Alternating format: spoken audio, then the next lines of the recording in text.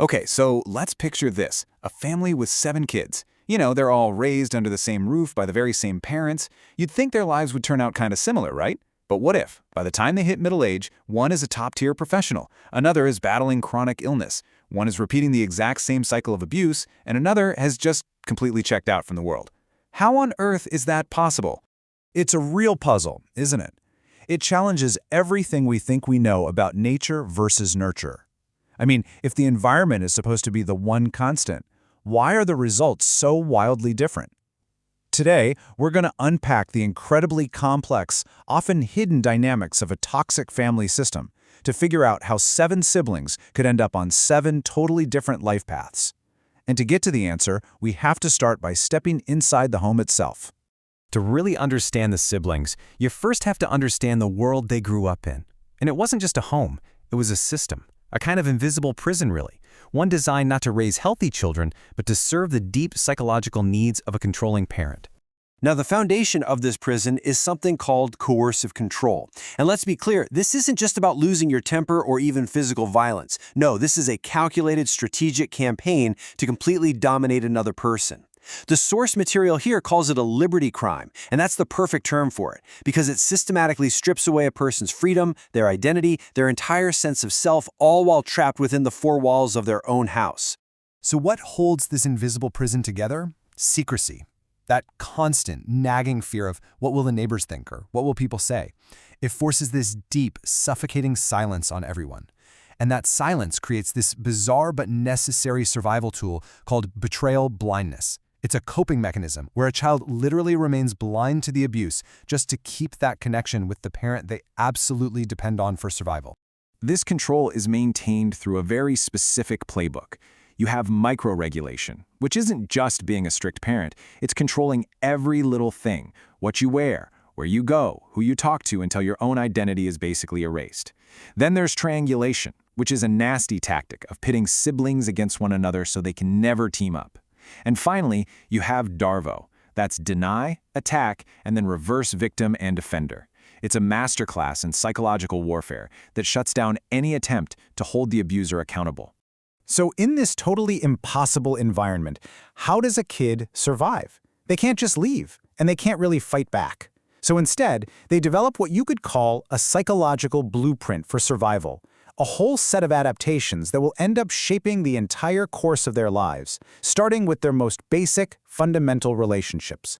And it all starts with attachment. You see, in a healthy home, a parent is a safe haven.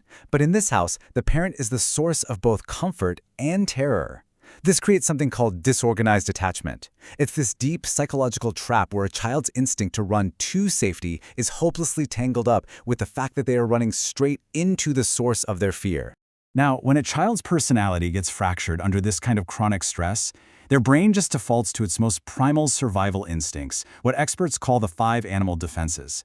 They learn to fight back with anger, or take flight by avoiding everything, or freeze by just shutting down completely. They might learn to submit with total unquestioning compliance, or to attach, just clinging to anyone who might offer a tiny moment of safety. And these aren't conscious choices. They are deep, hardwired reflexes burned into their brains by trauma. And this right here brings us to the heart of our story, the 7 siblings.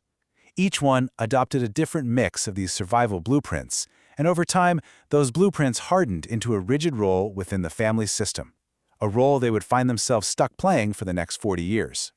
You see this play out in 2 classic opposing roles.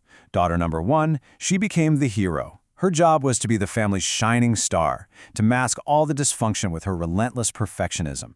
And as an adult, she's a huge high achiever, but she's also emotionally numb, feeling totally empty inside. And then, in total contrast, you have daughter number 3. She was cast as the scapegoat. Her role was to carry all the family's shame. So as an adult, she's volatile, she's defiant, tragically fulfilling the prophecy that she would always be the problem. And of course, gender played a huge role in this. The son was groomed to be the heir. He was taught that his name, the family name, means everything. And he learned to survive by siding with the aggressor. The devastating result? He becomes 10 times more likely to abuse his own partner later in life. Meanwhile, daughter number 6 became the submissive. Her blueprint for survival was total obedience. As an adult, she enters a state of what you could almost call servitude, believing her only purpose is self-sacrifice. So when you put it all together, you see this whole roster of survival roles. You've got the hero and the scapegoat, which we just talked about, but there's also the caretaker, always trying to rescue everyone, the lost child, who survives by basically becoming invisible, the mascot, who uses jokes and humor to try and cut the tension, and then the submissive and the heir, both locked into those highly gendered roles. Each role is just a different strategy for surviving the exact same toxic home. Now, for decades, these siblings, they manage. They function. Some of them even look really successful from the outside. But those survival blueprints they built as kids, they came at a staggering price. Because trauma doesn't just live in your memories, it gets physically written into your biology. And by middle age, the body starts telling the secrets that the mind tried so hard to bury. Think about it. Living your whole childhood in a state of constant high alert, always listening for footsteps, for the slam of a door, that creates what scientists call allostatic load. It's basically the cumulative wear and tear on your body from being flooded with stress hormones year after year. And by age 50, that bill comes due. And the cost is just breathtaking. Research into what's known as adverse childhood experiences, or ACEs, has shown that if you have 6 or more of these traumatic events in your childhood, your life expectancy is reduced on average by 20 years. 20 years! Just let that sink in for a moment. And the data? Well, it paints a clear and devastating picture.